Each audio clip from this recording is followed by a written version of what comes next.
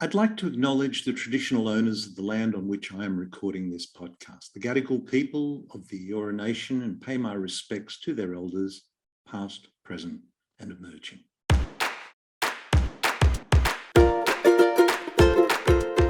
Hello and welcome to Unstressed. My name is Dr. Ron Ehrlich.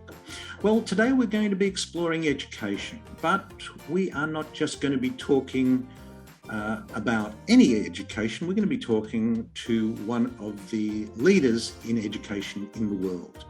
And he comes from Finland. His name is Professor Pasi Sahlberg. Pasi is a Finnish educator and an author. He's worked as a school teacher, a teacher educator, a researcher, a policymaker in Finland, and advised schools and education systems around the world.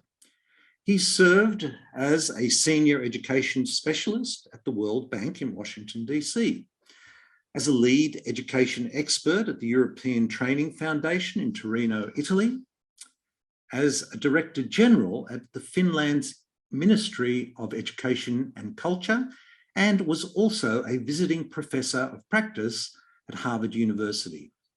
He's the recipient of several awards for his lifelong service to education. Some of his writings include in 2013 his book, Finnish Lessons, What the World Can Learn from Education Change in Finland, won the Grawemeyer Award for an idea that has the potential to change the world. His more recent books include Let the Children Play, How More Play Will Save Our Schools and Help Children Thrive. We talk a lot about play theory. Finnish Lessons 3.0, What the World Can Learn from Educational Change in Finland. We cover that in some detail. And we also discuss issues that he has raised in his more recent book, In Teachers We Trust, The Finnish Way to World-Class Schools. He is currently Professor of Education Policy at the University of New South Wales in Sydney. I was so pleased and so excited to have the opportunity to talk to him. I hope you enjoy this conversation I had with Professor Pasi Sahlberg. Welcome to the show, Pasi. Thank you, Ron. Good to be with you. Pasi, actually, this is a bit late. I know you've been in Australia for 3 years, but this is an official or unofficial welcome to Australia. I was very excited when I heard you were coming. Finland is such a long way from Australia geographically, but when Finland was named one of the top education systems in the world, about, I think, 15 or 20 years ago, I was intrigued to ask you how far, I know it's a long way geographically, but how far is the Finland education system from the Australian education system? What's your perception of it all? Yeah, that's a great, good first question. I think it's exactly as far as it is geographically. I think, the systems are fundamentally different, and they're based on different tradition. Of course, everybody, the Australian history and kind of a legacy of this current education system much better than I do. But we need to understand that, the whole starting point for building education systems initially has been very different. Finland is a fairly young country. It's been, Finnish people speak the language that nobody else understands. And we have always been kind of squeezed between the powers of the East and the West, and all those things, they kind of create very different conditions for education. I think in Finland, ultimately the education has been all about mostly about survival. It's about keeping the country independent and safe and competitive now more recently among the other OECD countries. Whereas here in Australia, the whole purpose has been different. I think that the Finnish system is also much more collective in the sense that the purpose of education is to, build common good for everyone. It's a very typical way in Finland and the other Nordic countries to think that, education should be for everyone, and educating your neighbors' children should be the same, similar importance than your own. That is not always the thing here. I think here in Australia, people see education much more as a kind of a individual good, and as soon as you find a good school for your own kid, that's fine, and as soon as your own child gets to the university, then you're basically done. But in the Nordic countries, it's a very different way of thinking. People are much more concerned about the community and the whole nation because of this different way we see education. There are of course many similarities, but I think the kind of fundamental roots are very different up there.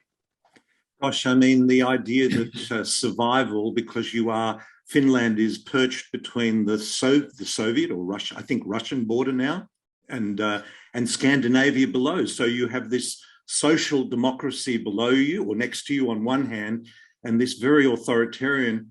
What a wonderful idea that education should prepare you for survival. That sounds like a very, very important concept in this day and age. It is, and it's a very different one. And Finland is not the only country. There may be some others who feel the same way. But the other one that is very hard for Australians to understand is that the kind of a daily conditions where the Finns have been living for hundreds of years is not very easy. It's half of the year the soil is frozen. You cannot grow there anything. You rely on fruit and vegetables and many other things from other people than yourself. So it kind of creates this condition that if you think that you're going to get by yourself, you're going to be dead by spring. That's how it is, and so that's why you need to have education to help you to go through these harsh conditions. And you mentioned the kind of a geopolitical situation, which is another one that the Finns have had to be quite smart in a way to be able to survive under the pressure of the East for the last 1,000 years really, and then be able to get the kind of a best influence from the West, and that's where the education comes into this picture in a different ways. Now, I know that Finland was sort of propelled to the peak of education fame, if you like, or attention was it around 15, 20 years ago with the PISA program? Tell us a little bit about the PISA, the Program for International Student Assessment. Tell us about that. What does it do? What does it assess? Yeah, the OECD, that is the Organization for Economic Cooperation and Development, where Australia, New Zealand, and Finland, and 37 wealthiest countries are members. They decided in mid-1990s to launch this new type of international student assessment that is, as you mentioned, called PISA.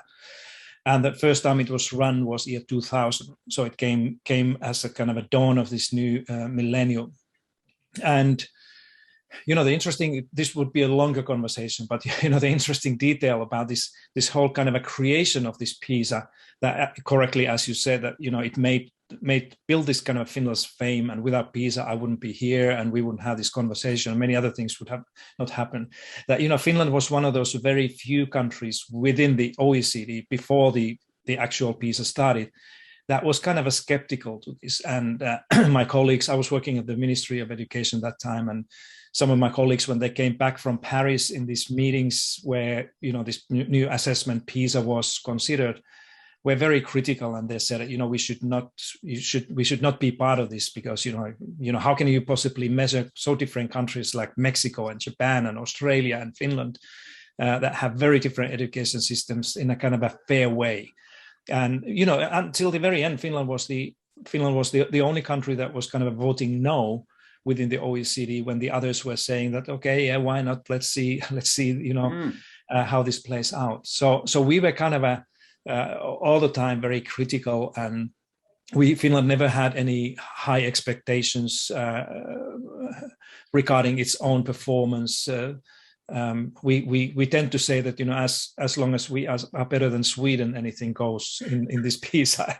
And that sounds like Australia and New Zealand. Yeah, exactly. Yeah, but it's interesting, and I've been writing about this in my books only because it's very important that people understand that the PISA was not invented by Finns. There are those who think that Finland kind of created this PISA so that they can promote themselves and become famous. But we actually were the only one in the end who were saying that this is not going to end well. And now we see that many of these concerns that the Finns had have come true. Like, they are.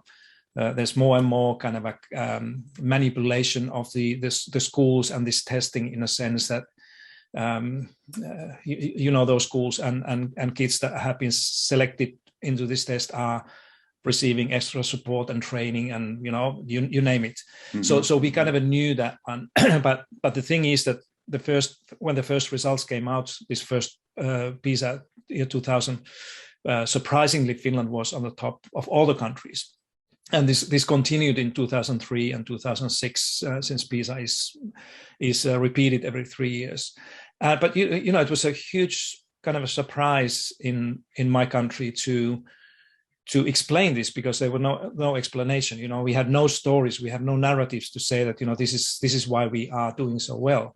Actually, the first reaction among Finns was that the OECD must have made a mistake with Finland, that they have kind of used a different type of yardstick to measure Finland, and we cannot be that good. It's mm-hmm. not possible that we are better than all the others. And so this kind of gradually grew this understanding and acceptance overseas, but also in Finland, that we have probably done something in a different ways, and there's probably something in the system, and more importantly in the society, in the culture of Finland, that created these results. And then the rest is the history.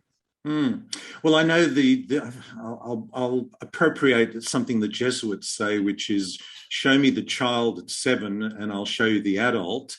So this kind of education in this early years particularly is critically important. And I know you've written about this, you've identified some critical elements in what sets it apart.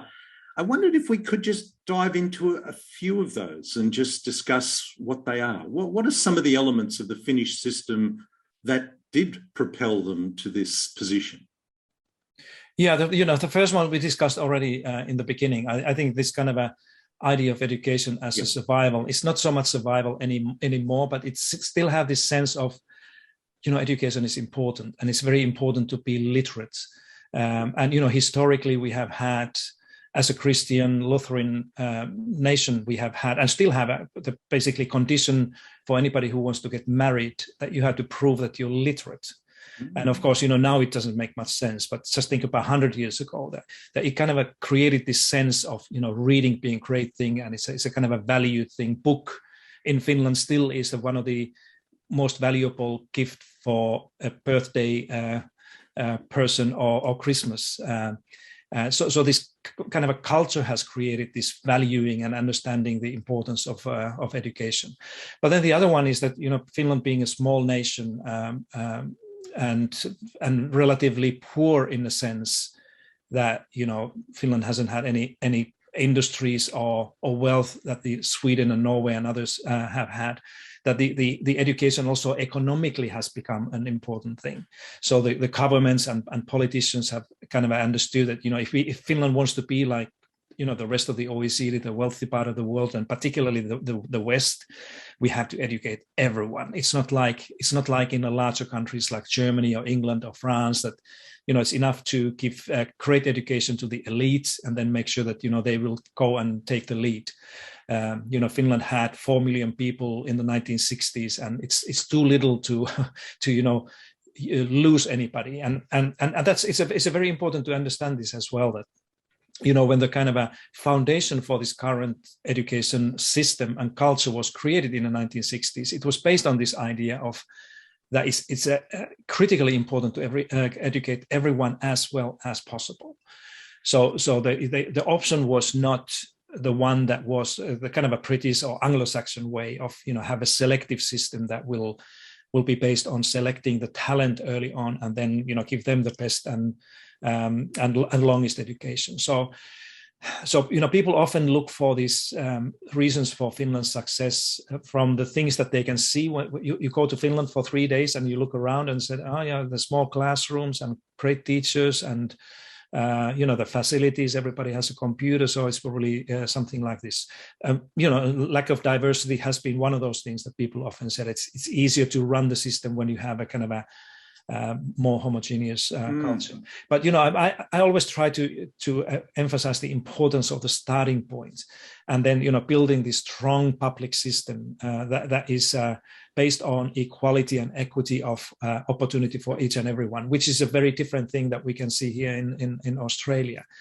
And then later on, it was easier to understand that, okay, we need well-trained teachers. We need to have teacher education that will be, a kind of a competitive pathway for the best and the brightest in the society, so that we can have the kind of a high-quality teaching force.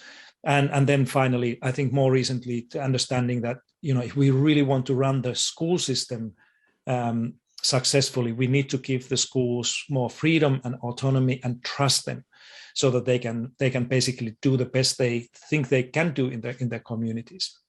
But you can hear from this already that I'm not the kind of a person who would give you an answer of 7 steps to heaven or 5 key things. Yeah. Schools it's a much more complicated than this, and people need to understand the history and the past and the kind of a unique situation that Finland has been in many ways. Just let me repeat this one more thing here is the language that people often forget.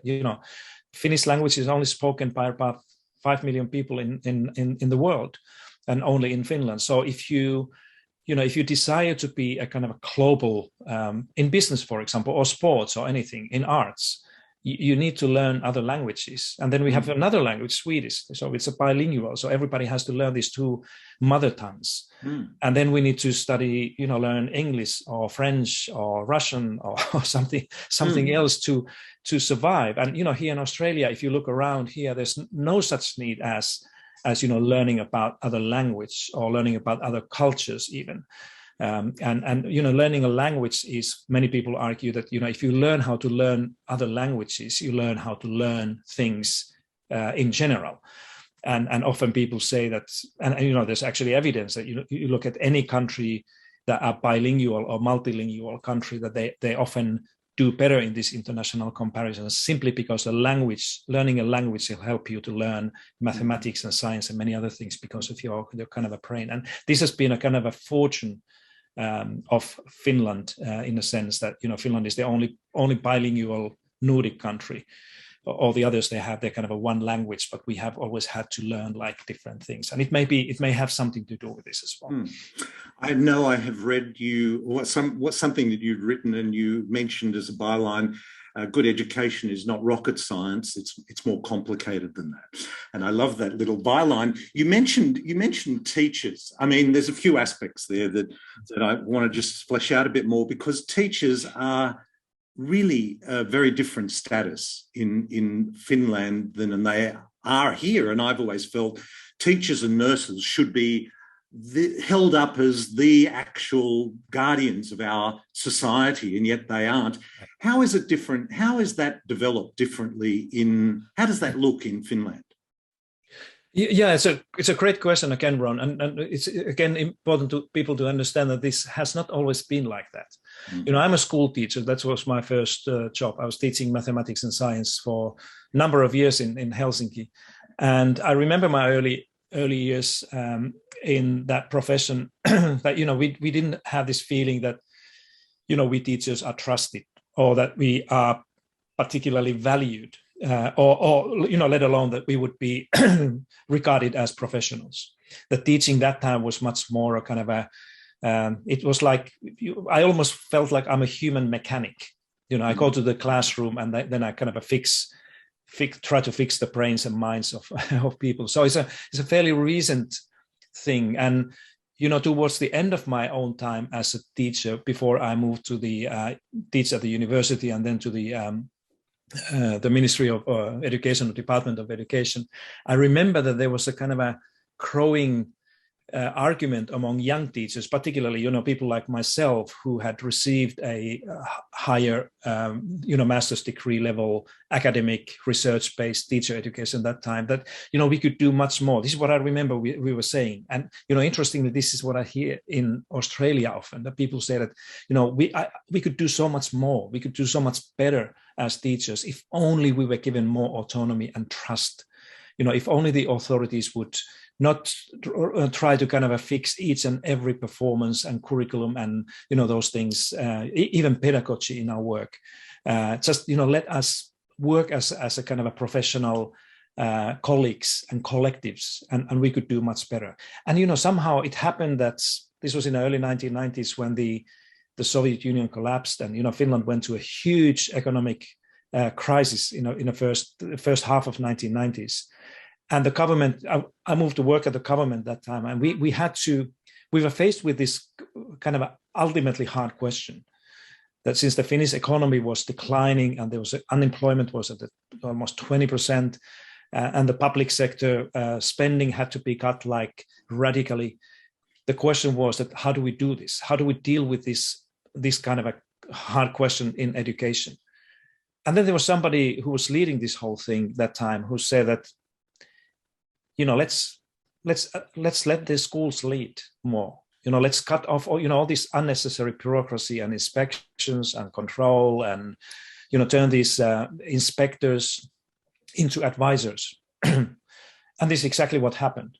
That it came almost like by accident at exactly the same time when in many other countries, like in the UK and United States and here in Australia, this bureaucracy was building up within the same idea that let's give schools a little bit more freedom, but it comes with a harder accountability.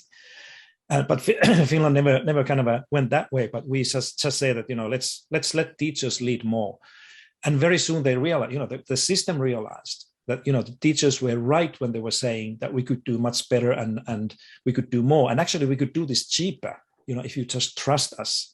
And that's where this trust that we explain in Teachers We Trust book, that it started to kind of accumulate in the 1990s by this kind of a notion that, wow, these teachers, they really can do much more, and they can find faster and better solutions to many of these issues that the system and the bureaucracy tried to figure out earlier on.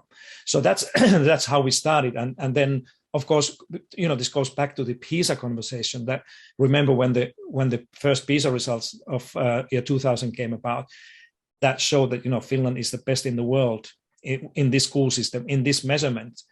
Many people say that, and many teachers say that, wow, so look at us, this is because you have allowed us to figure out the best ways to teach. So it was kind of again a historical story that accumulated, and now it's very commonly understood and accepted in Finland that teachers are the key to this system. Teachers have been the key to the in Finland navigating through this COVID pandemic disruption as well. So it's and Ron, I always try to tell people that if you really want to trust your teachers, like here, it doesn't happen by the Minister of Education taking a microphone and say that from Monday on we begin to trust you. You have to do it. You have to show that you're doing that. You're taking things away that teachers often felt that they are unnecessary control things, and this is exactly things that I think should and could happen here. That much of these kind of controls and regulations and those things could be gradually removed, and use this to communicate teachers that we do this because we trust you, that you are professionals just like everybody else. And so that's the kind of story, the longer story in this Finnish case. How is that message being received in Australia? That the teachers should be more valued, the schools should be more autonomous, that the actual management should be much flatter, if you like. I think you use that term yourself. How is that being received in Australia? I think it's received, my voice about this resonates very well within the teaching profession and most of the schools, that they understand, and they say that, interestingly, many more seasoned teachers tell me that, this is exactly how it used to be in the 1980s. That this is how I remember my kind of early years in teaching here, that we were trusted and valued, and we could be creative, and we were expected to do great things. But now I think it's I think that Australia, one kind of a disease that Australian education has, it's not probably disease, but it's a kind of a funny way of thinking about things, is that everything must be measured. Yes. And that everybody must be held accountable for everything that can be measured. And you know what, as you know, that what is measured often here is not the most important things. So they are the things that we can measure, like, of course, literacy and numeracy are extremely important things, but they should not be used as the only criteria for school being successful or student being successful or the performance of the system. So I think that there's a much more kind of a positive resonance among the teaching profession, among the within the schools, for example. But it's for the administrations here, it's much more difficult to kind of figure out that how can we have more trust-based system at the same time, be held accountable. And I think that, one way to think about this accountability here in Australia is that, the accountability should work both ways. The teachers and schools, of course, they have to be held accountable for what they do, but also the administrators, the bureaucrats, authorities should be held accountable for, creating the conditions for schools and children to do what they need to do. I mean, you mentioned that when you started in teaching, you saw yourself as a mechanic. And I guess as a side of the technological revolution or the industrial revolution, where we were in factories and we had to go to offices and we had to do our job, this mechanical approach was a very good way of training a population to be very ordered in its approach, to remember its times table, to write out various things. Of course, our world is very different now to that. That kind of teaching surely is redundant. NAPLAN is something we hear a lot about in Australia. Is the NAPLAN a reflection of that PISA test? Is that PISA light in Australia? Is it the same thing? No, NAPLAN is a completely different thing. Okay. The big difference is that PISA is a sample-based assessment, meaning that the random sample of students and schools are selected to take this test every 3 years, and it has no stakes. The schools or kids have no kind of a pressure to do that test. Whereas NAPLAN is it's run every year, and it's what we call a census-based test, where the whole population will sit the same test, and therefore it's been used. I must say that the NAPLAN originally 12-13 years ago, when it was launched, had a very different kind of a purpose. That it was the idea was that it will be used for the kind of a more diagnostic purposes, to see what needs to be done to the system in order to improve it. Where the needs are in the system that needs to receive more attention, and how the system is performing and progressing overall. But now, and it happens with all the tests. It's the same with PISA, and say with NAPLAN, that the initial idea is one thing, but how it's being used now is another thing. And in many cases, NAPLAN has become a kind of a high-stake test, that it's been used to rank schools against one another. It's been used to select students to private independent schools at the year 6, and many other things that NAPLAN was never designed to be used. But the one thing that people need to understand also is that NAPLAN, that is only looking at the literacy and numeracy of people, that is again very important. I think that they're very important, not the only kind of outcomes that kids must have. But NAPLAN doesn't tell us anything about anything else. So we don't know about social sciences, we don't know about creativity or compassion of people or foreign languages, any of those kind of whole child things that we often want to include as a desirable outcomes of schooling. So NAPLAN may have its place, not as it is now, but NAPLAN type of thing that will help everybody to know how the system is progressing. That's why we have been proposing that we should change NAPLAN to be a sample-based, a little bit like a PISA is that do it in every 2 or 3 years, taking a good sample and have a data also that would help us to understand a little bit how the student's background resonates with these outcomes that the NAPLAN is not doing right now. So they are different assessments, but try to do the same thing. One other question, in Finland is public. What's the breakdown of public versus private, or does there even exist a private education in Finland? Is it all public? No. Is it all? No. No, our constitution, I think it's Article 7 or something, says that education meaning any education that leads to formal qualification or degree, including higher education, is public, free of charge. So it's against constitution to charge money from in the university or school education. So we don't have we have independent, like they're like a government funded, fully funded independent schools. So that's what you can have. So we have Steiner schools and religious Catholic schools and Muslim schools and language schools, English, French, Chinese. And so they have an independent status, but they cannot charge fees. So it's all funded by the government. Because I've often thought, when I hear a politician get up and promise us a tax rebate of $1,500 or something, I thought, gee, you know what, if you actually just brought the public education system to a level where you didn't have to spend on private school fees, what a rebate that would be. Yeah, that would be totally transformative, life-altering, in fact. But it just doesn't seem to happen here. Yeah, but you know, the other thing, when I look at the Australian school system now, I see that, you know, we don't really have a private school system, because all the schools are funded heavily by public money. Yes. But we don't have a public school system either, because most of the public schools like ours here, that they are regularly asking people to pay money for, not for tuition, but, you know, all kinds of other things. So we have this kind of a crazy school system that is not, it's not public, it's not private, it's a kind of a blended, and the money is going like all over the places. And, you know, big part of the money, government money, that is going to non-government schools. Nobody has an idea what happens to that. Well, I know what happens to it, because there's a private school down the road from me, and they've just built this amazing indoor swimming pool and theatre. So, it's good to know that this public funding is going to a good cause. You mentioned that teachers that you've spoken to in the 80s said this is the way things used to be.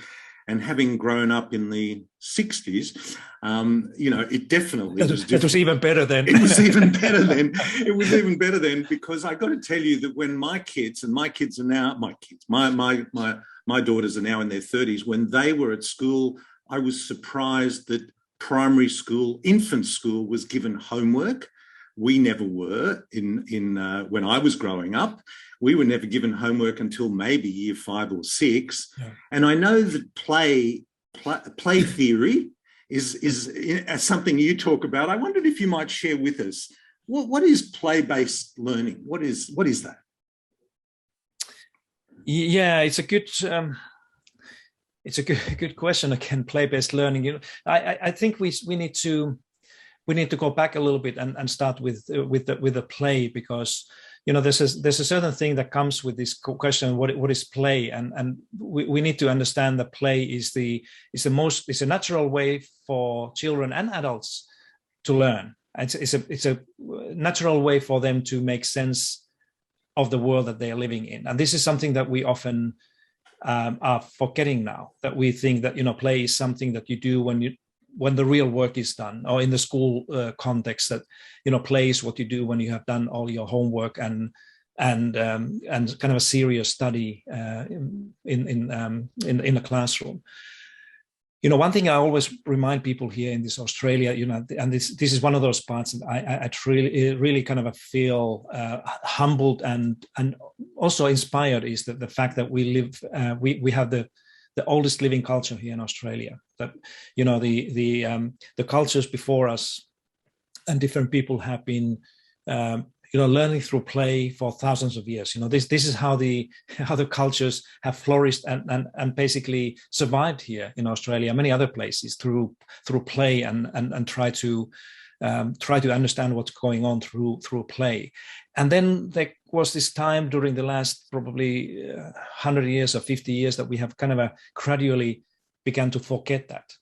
And we have moved, just like you said, we have moved to the time where the kind of expectation is that children should start like a formal schooling earlier and earlier. They should do they should graduate younger and younger, and be able to do faster and better, and all those things. And there's a lot of research that we have here in Australia and other countries that this is how most parents feel, that we are kind of pushing our children to grow up too quickly, which eventually means that the play has been kind of pushed out from children's lives.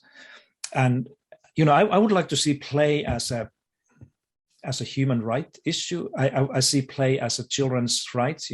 Australia is among the 196 countries that has ratified the Declaration of the Right of the Child, that very kind of directly says that every child must have a right to play, and we adults need to protect that right. And it should be interpreted here as it has in the Nordic countries, for example, that the child who is such a valuable part of our time, that we have to protect that through this play. But then your question about learning through play, this is something that comes after that, because you may ask that, okay, how can we integrate play into teaching science in high school, or should we do that? And then the answer is that we have different approaches to learning through play. Teaching science in a high school. And I was a science teacher in a high school, and I did this often. For example, ask students to design an experiment and then have a role play, be a scientist or engineer or somebody else, and just kind of pretend to do something while you do science. So again, now I would say that it's not a rocket science. It's much easier than that. But I think the main thing is not the main question. The main answer is not what is learning through play to me. The main question is that what is play? Why should we protect that more than we have done in the lives of all children, not just the early years, but all childhood, and why not adults as well? And it is particularly in a time like this, when we live through this horrible pandemic, and only God knows how what goes on in the minds and brains of these young children who don't understand what's going on, why people die and why we cannot travel, why I cannot hug my grandmother anymore. That the most powerful way to help these children and ourselves to make sense of this difficult time is through play. And this is how the cultures before us they have always done this. That when the world is complex and complicated and scary and difficult, play is what helps. And that's what makes me kind of sad and makes me almost angry when I hear people now saying that what children now need when they go back to school is more instruction. We need to catch up, where they were 18 months ago.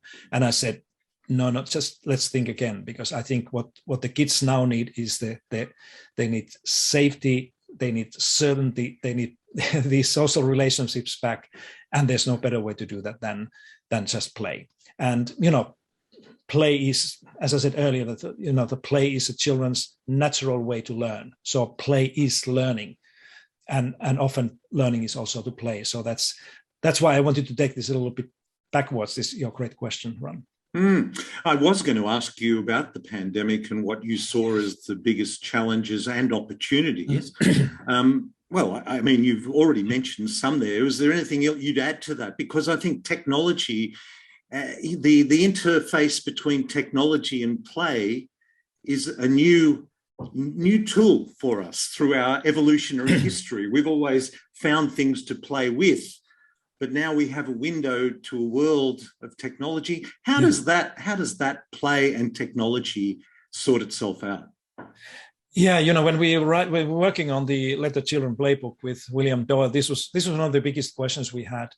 That is there such thing as digital play? And our conclusion was that yes, there is. That there's a lot of games and plays and things that people can do through technology, but we decided not to include that into our kind of a story because it's such a complicated thing to say. There are a lot of people who feel very passionate about technology and how it relates to play and learning and many other things. And then there are those who are much more reserved or conservative with that. What I would say is that what has happened during the pandemic now, we know a couple of things. One is that that the time young people and children spend with their gadgets or screens have skyrocketed. And it was already before the pandemic. It was a kind of alarming amount of time that on average children spend with their screens, sometimes learning in school and doing homework, but often just entertaining themselves. Then the other thing we know is that the mental health and well-being of children, all the children, has declined before the pandemic, and this pandemic has caused a huge additional decline. So we have these two things simultaneously, and I have nothing against using technology for playing alone or playing with others, or creating something in the name of play. But I think what we need to do more is to understand the alternatives, and one of those powerful alternatives for children is go out and play. And that's what we should do here in Australia much more than we do. We have the most amazing nature in the world. The climate is almost always a kind of a favorable to that, and just use that, rather than speculate whether, digital play or gaming is good or bad. Whenever you can go out, just go and do it, particularly now during the pandemic and afterwards, because number one challenge that we will face in our younger generation will be the well-being and health of our children and youngsters. And that's why, the thing that we can do right now is to use this kind of a natural treatment that is outdoor play for children as much as we can. Well, Pasi, that is a wonderful message for us to end on. And I want to thank you so much, not only for coming to Australia, because everything that you're talking about is so important to us all, but thank you for your time today. Thank you very much, Ron, and thanks everyone for listening. And stay safe and try to take the good care of your youngsters if you have any. Thank you so much. Education is something that touches us all, either personally or through our family or in every single aspect of life. And talk about a holistic approach to a life and education in this case. I loved all of the things we discussed with Pasi about what makes the Finnish system so unique. But elevating teachers to be one of the elites, which I truly believe they should be. They should be regarded as the elites in our society, because they play such a critical role in shaping all of us when we're younger. And, that statement that the Jesuits made, show me the boy at 7 and I'll show you the man. Well, show me a child at 7 and I'll show you the adult. So teachers play such a critical role in influencing that outcome. Look, we'll have links to Professor Pasi Sahlberg's website and all his books, and I just think I hope he stays in Australia and has a dramatic impact on Australian education system. I think we have so much to learn from it. I hope this finds you well. Until next time, this is Dr. Ron Ehrlich.